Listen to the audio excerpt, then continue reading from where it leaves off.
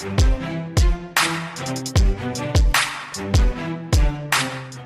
right, Proffitt Podcast listeners, I'm so excited for today's guest because she's going to tell us how to be more unapologetic. So welcome to the show, Amanda. Oh, thank you, Crystal. I am so excited to be here today. Oh, this is so fun. So I love your brand. I love this so much because I think that we apologize way too much about all kinds of, and when I say we, it's the collective, like female business person or mom or whatever category you find yourself in, that you're constantly apologizing. Like, oh, I was trying to do this, but I'm sorry I didn't do this. And I love the idea of being unapologetic. So can you tell us where that comes from in your own journey? Oh, this is so good. So this is the first time someone's asked me this question, and I share it a little bit on my podcast, but this is the first interview where I get to talk about it. So this is very exciting for me. And the word unapologetic actually came up as my word of the year. So I don't know if you or anyone listening does the whole word of the year thing, but I started it several years ago, and I started, I would declare a word. And I think the first year I didn't even remember the word by the end of the year. Like it was like, I kind of had to figure out how to make it work. And I'm trying to think of how it originally came up. Oh, here it is. So what happened is I went on this journey, and I promise all of this leads together, but in 2021, I was not going to hit a goal. I was very close to hitting a financial goal in my business, but I wasn't going to hit it. And my business coach was like, why the heck are you so worried about hitting this particular number? Like, you've done so great in business. Like, this year has been successful. Like, what's going on here about hitting this specific number? And I'll call attention to it. It was the magic 6 figures, right? Of like, yeah. And everyone was talking about it that year. It seemed like all the titles of every blog post or podcast or whatever was 6 figures, 6 figures.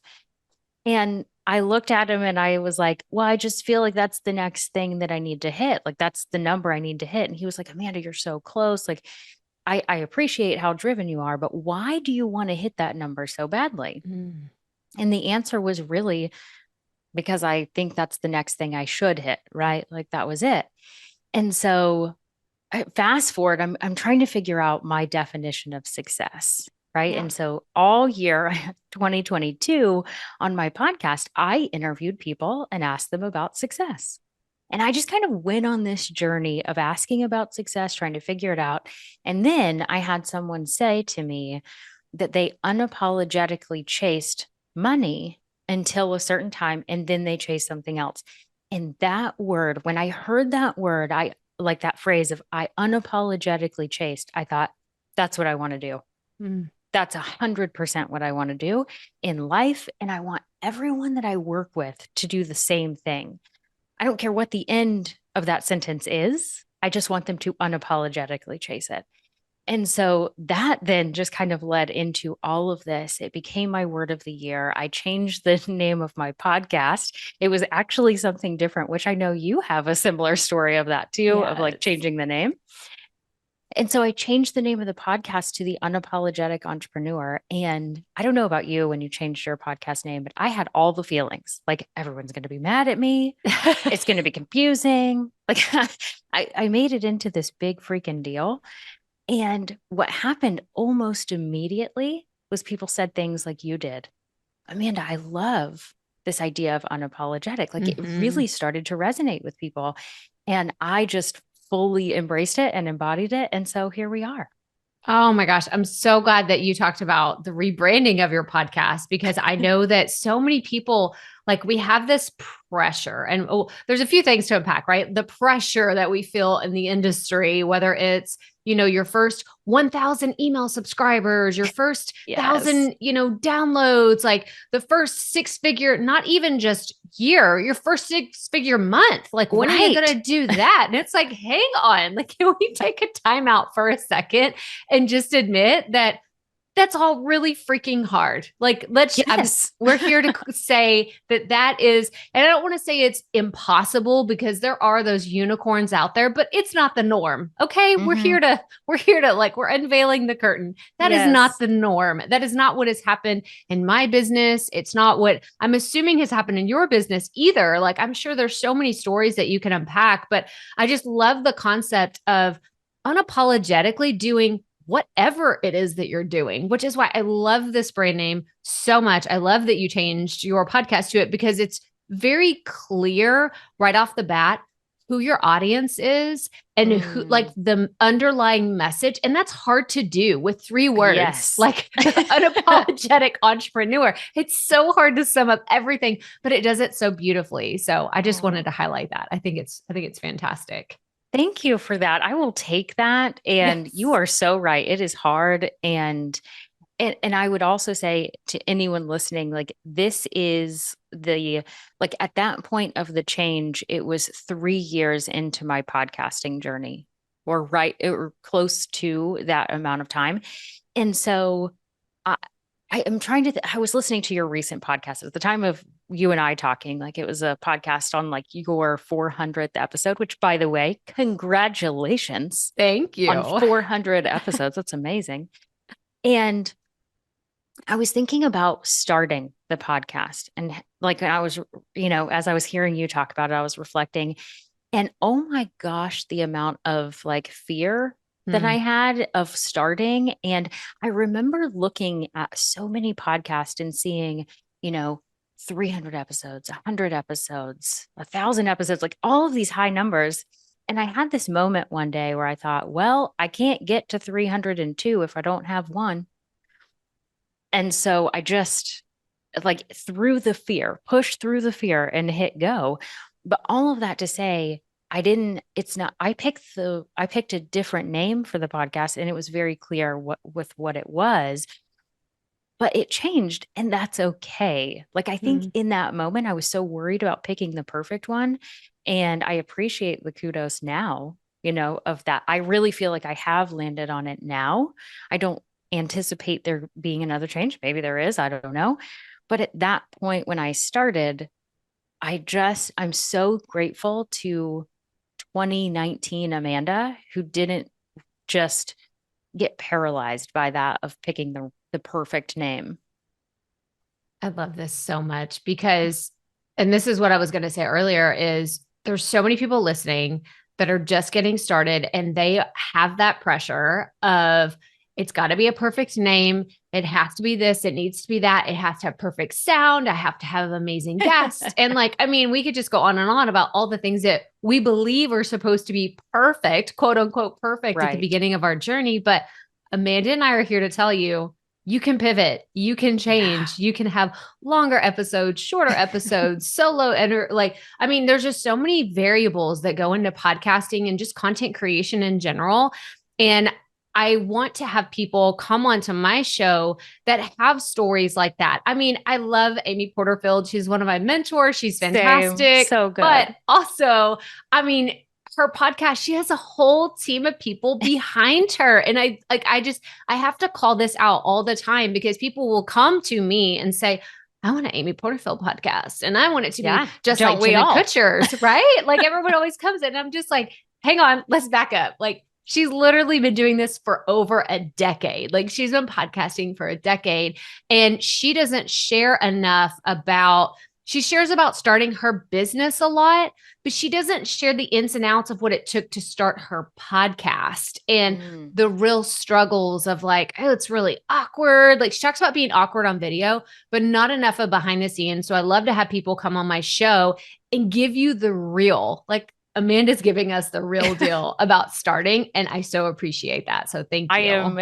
definitely here for it. And I try to do that every single day in my business because there was a day that really changed. There was a specific moment. It was more than just a day. It was a specific moment that I realized I need to share more about all of these things, about the thoughts, about the fears, about the mistakes, about all of it. When I had someone, no one can see us when they're listening to this, but behind me, there's shelves. I used to not have the beautiful shelves that I have right now, but I had these wooden shelves on the wall before. And I remember this moment. I'm on a coaching call with a group of people, and I'm talking about something, and I don't even remember what the topic was, but I was coaching on something. And I did not realize that people thought that I had a team of people behind me. Now, I do have support in my business. I'm not saying I'm doing this all alone. That would be a lie. But at that time, I don't even think I had anyone. Like maybe I had the podcast editor, which by the way, I did not start with an editor. So if you go listen to episodes 1 through something, you'll know poor Amanda. She was just trying her best. Like she took E for effort. That's all we care about. She was just trying. But here I am coaching on something, and someone says, well, Amanda, but we don't have the same thing you do. Like, who dusts the shelves behind you? And I thought, me. Yeah. I'm the podcast host. I'm the coach. I'm the janitor. I'm the technician. I'm everything in this business. And it was in that moment that I realized, simply because I present well, of organized, these, like, it seems very buttoned up, that people just assumed I had a team behind me, including someone cleaning my office, which I was like, I wish I had someone doing all these things, but I dust the shelves, and it was such an eye-opening moment. And from then on, I have always been even more open about the start of anything, because I think we all do it. We look towards people and we just assume, gosh, they've got it all together. They've got it all figured out. I think it's like, I think back to, I've had several comments very similar to what you're saying, where people are like, well, you started with an audience, or you started with this, like it's something to do with having like an advantage over them. And I'm like, no. Hang on, like pull up a chair, grab your coffee, because I'm going to tell you about just figuring it out. Because it's literally what I did. And the way that I've kind of moved through my business is understanding that I had the same mentality towards my mentors. I was like, they got it together. They don't have dumb questions like me. Like, I'm an idiot and I can't figure this out. And so I remember that about my audience. And to your point, I love sharing those behind the scenes and the stories, the messy stories, because that's the humanity. At this point when we're recording it, everybody talks about AI, and AI is coming to steal everything. And, no, there's nothing, blah, blah, blah. And I'm like, calm down, like, stop clutching your pearls, everybody, because if you have the stories like Amanda and I are sharing, and you can offer that vulnerability and keep just being honest and real with your audience. Like, I have, do you have any story that you've shared specifically on your podcast that someone sent you an email or sent you a DM and was like, thank you so much, Amanda, for sharing that with me? Oh gosh, I have several. The first one that pops into my mind is when I had a tech meltdown. So I'm happy to share the story because it's a freaking nightmare. I mean, it'll make everyone feel like, oh, well, she made it through that. Like, we're okay. So I had this tech meltdown I'll share the story, but I decided to record a podcast episode before I figured out the answer, because I had this moment. And it was a true meltdown. Like, again, I'll share in a minute. But I was having this meltdown, and I wasn't like audibly crying on the podcast episode. And I'll make sure to send you the link so you can link it in the show notes. Yeah. But I got through the issue, meaning the issue happened, but I didn't figure out, like, I didn't have a solution for the issue. But I calmed myself down enough, and I thought, this is what my people deal with. This is what everyone who's connected to me deal with this situation. And instead of me waiting to figure it out and then share what I did, I'm going to share how I feel before I figure it out. So I went into the closet. I recorded a podcast episode, and you can hear it. And I get messages about that one all the time. That's probably the biggest one. But I share a lot of small stories, which you'll laugh at this because you totally know. Like, I'll share a story in a podcast episode, and that might have been 3 years ago or 2 years ago, and I have no idea what episode this person listened to. but it's in there somewhere. So I do share stories, but the quick version of the tech issue was that I was recording a new course at the time, and I had set all the tech up, the fancy camera, the lighting, the teleprompter, like all the fancy things, which I don't use all the time at all. Like this is like the one time I was using it. I get it all set up. I feel like a champ, one woman show. So excited that I've got this figured out. I record about 5 hours of content for this course. I'm cringing. Go ahead. It's a very uncomfortable situation.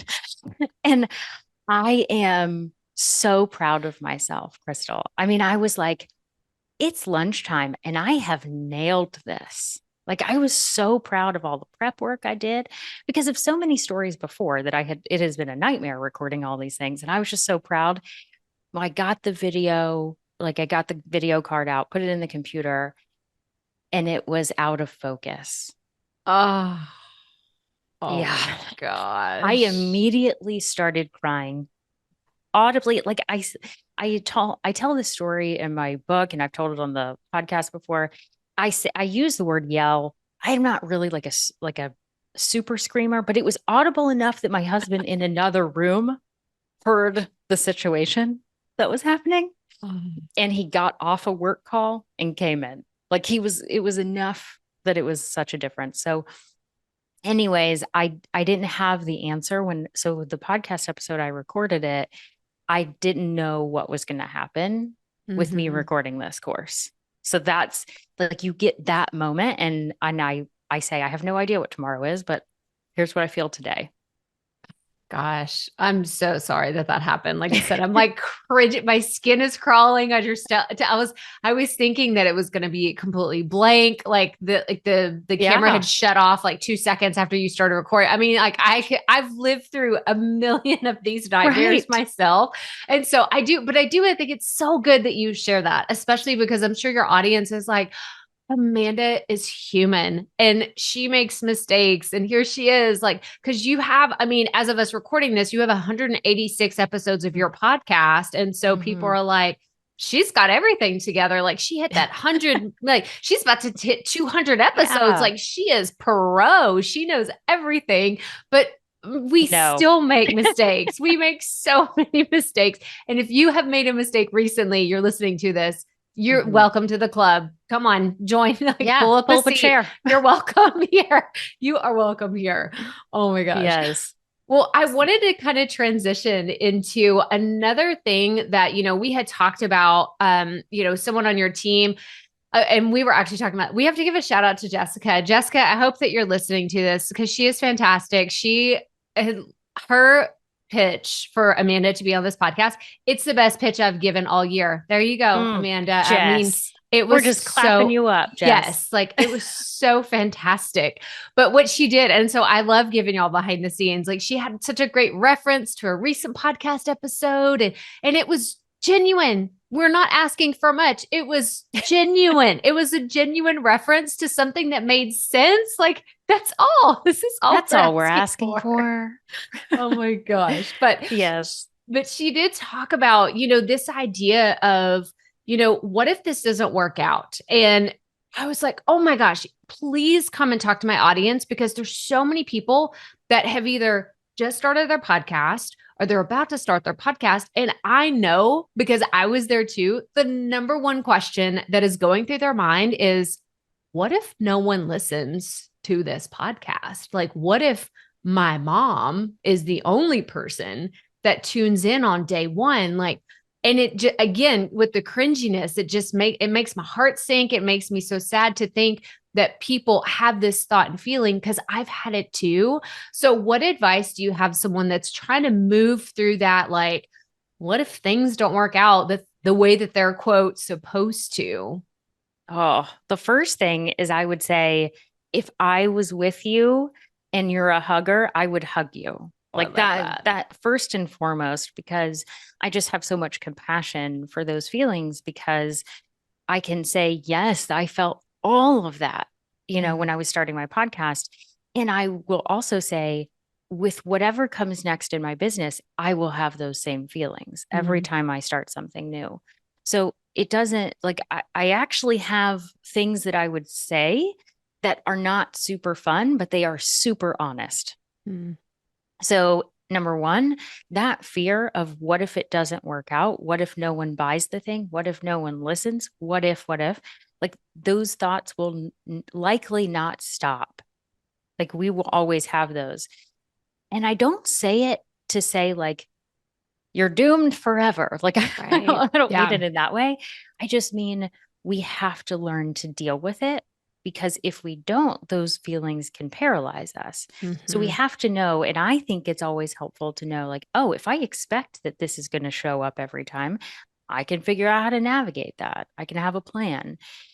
The second part is, this is the not fun part that I get to say as well, is it's very likely that it's going to come true at first.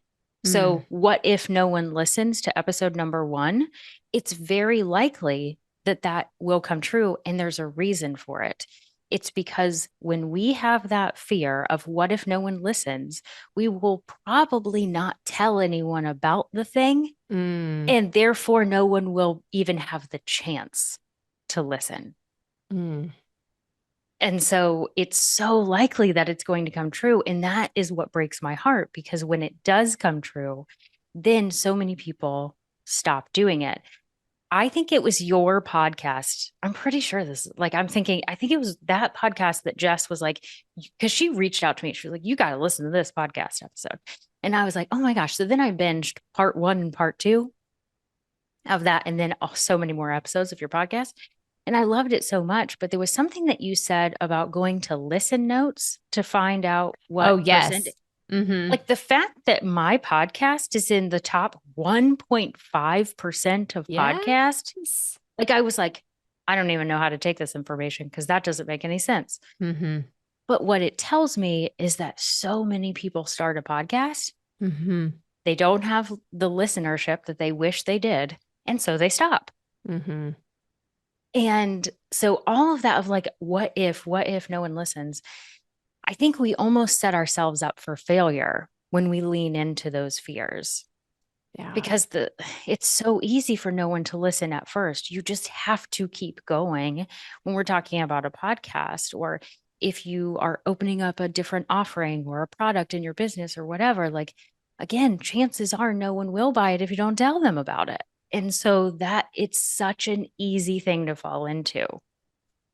Yeah, I think the self-fulfilling prophecy, and this is such a weird, when you were talking about, you're kind of like self-sabotaging in a way by having that. I don't know if you watched the show Schitt's Creek. I've seen a little. I really need to Okay. watch it more because everyone keeps telling me like how funny it is. And I was like, I need to like get back into Yes. it. Well, I was just thinking there's this one point, they were launching a store, like an actual storefront, and they were going to have this big opening, and he was questioning everything. He was like, well, we're going to have like a soft launch with friends and family only, and we're going to give them a discount. And the mom was like, this sounds so sad. Like, it sounds like you're self-sabotaging. Like it's not even like putting it out there. Like, you want more people to come and not give any discounts. So you have this big grand opening, and the dad was like, yeah, you need fireworks and all this other stuff. And he was like, no, no, no, no, no. We want like minimal people, like exclusive, no one there. But that's immediately what I thought of, is this idea of, let's just keep it small. Let's just keep it small. That way, if I do fail, it's not as detrimental, maybe to my ego or to my platform or my business. Like, and I throw all these out here just to know, first of all, like, you're not alone. If you've had all these thoughts and feelings, like, that's what they are. They're just your thoughts. And I love the idea of what you were saying is like, sometimes you just kind of have to listen to the hard things that Amanda is telling us and accept that it's not always going to be that way. And why don't we go ahead and start looking towards like that first milestone that you're going to hit? Like, if you're so worried about that, the very first listen, because did you do this too when your podcast launched? Did you just refresh your stats? I tell everybody that this is totally normal. Like, just hit the refresh button over and over. Yes. And it's so funny because I think about, like, I could point to so many different times, like the start of the podcast, Yeah. when I launched my website, my email list, right? When I forgot the first person that I didn't know their name or whatever. We have these things, but then I think about how I'm going to use the term ridiculous that Mm-hmm. is, because now if you said, Amanda, how many times do you check your podcast downloads? I'm like, it's rare, Right. right? Like Yeah. it's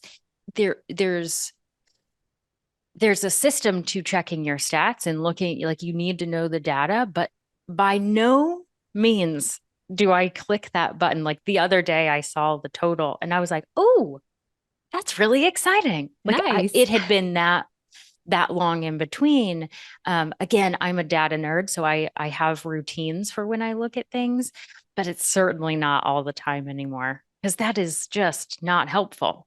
Yeah, 100%. And I look at podcasting, it's so different than other platforms because people can say, well, I have this many downloads and I have this and that. And I'm like, but are your people actually engaged? Like, are they actually Right. listening? Are they pinging you on Instagram and saying, I love this? Are they sharing screenshots? Are they emailing you? Are they buying your products? Like, there's so many other variables that go into the quote success of a podcast. And so I love that, kind of just laying it all out there as it's kind of a choose your own adventure for how you want to define success. And I love that you're in the top. What did you say? Top one, top 1.5? 1.5. Yes, that's fantastic.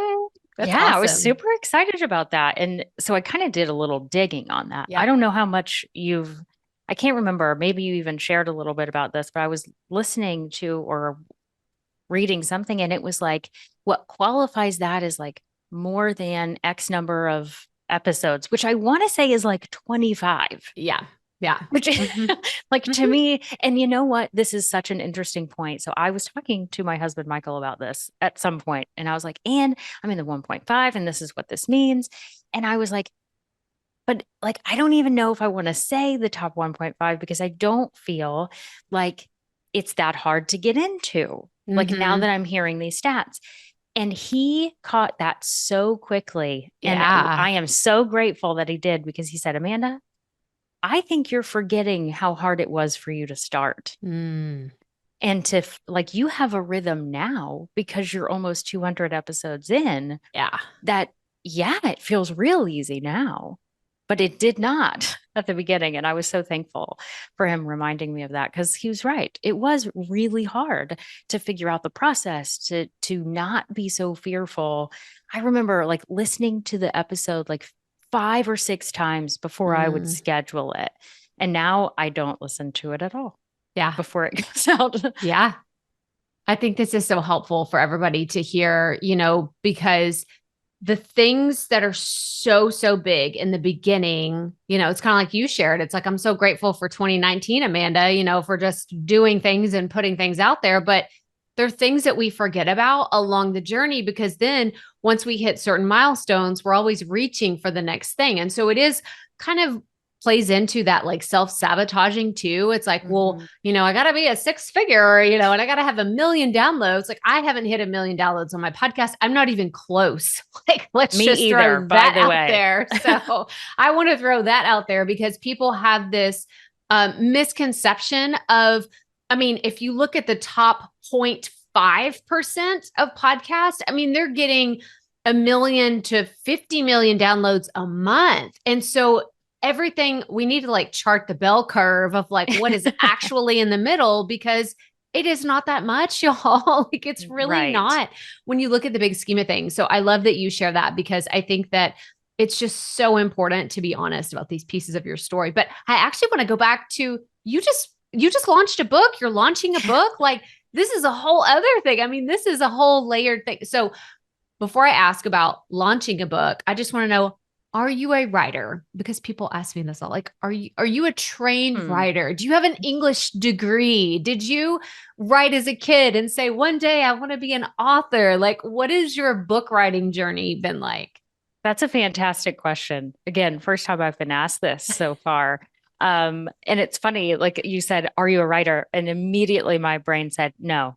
Like it was Yes. a absolute hard stop no. And did I go to like, was English my degree? Absolutely not. Like all of these answers are no. Yeah. And this is one of those things that's interesting what my brain does. And I think a lot of us do this of, I almost start apologizing, coming back to that word, for like writing a book has never been on my list of like dreams to do. And there's people that have this dream and they talk about it all the time. People Mm. talk about, oh, I have a dream of writing a book. And gosh, if that's you, please take the first step today because you can totally do this. You can do this. It's one step at a time. And so I almost catch myself apologizing because it was not a lifelong dream of mine to write a book. It came into play when I stepped into entrepreneurship. So my journey before that was in the corporate world. Graduated grad school, went into the corporate world, thought I was going to climb the corporate ladder. I was on the way, right? Like that was my plan, was to be a top executive. Like I was ready for it. Come to find out, I love being an entrepreneur. Don't want to go back to the corporate world. And I love this land that I chose to live in. But when I started to learn about entrepreneurship, I started reading all the books and listening to all the podcasts. Like that was how I learned everything. I didn't go to business school. These are things like I just learned one Google search, one book, one podcast episode at a time, and, took one step and figured it out along the way, like you said. And at that point, I thought, oh, it'd be pretty cool to write a book one day because I saw how helpful it was. Same thing with podcasting. I thought, oh, maybe it'd be really cool to have a podcast one day. So I started the podcast in 2019. Come to find out, I love podcasting like you. Like, if I could just do this all day, like, what a freaking dream. Right.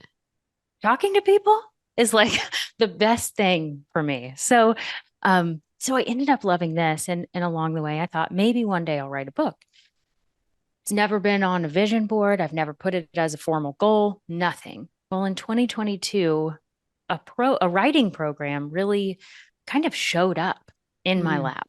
It was one of those, like, I was introduced to it for a few different people. And I was like, I think I need to pay attention to this. Yeah. Again, it was not part of my plan. I'm such a planner. I was like, how am I going to fit this in? But it just felt like the right time. And it was the right program for me. So I went through a program to help me because I don't know anything about publishing a book. Yeah. And I just followed the steps and followed the plan, one tiny step at a time. And the longer version of the story that I'll try and keep really short is it ended up being a really difficult time. And so there was a lot going on with my business. So my business has got all this stuff going on.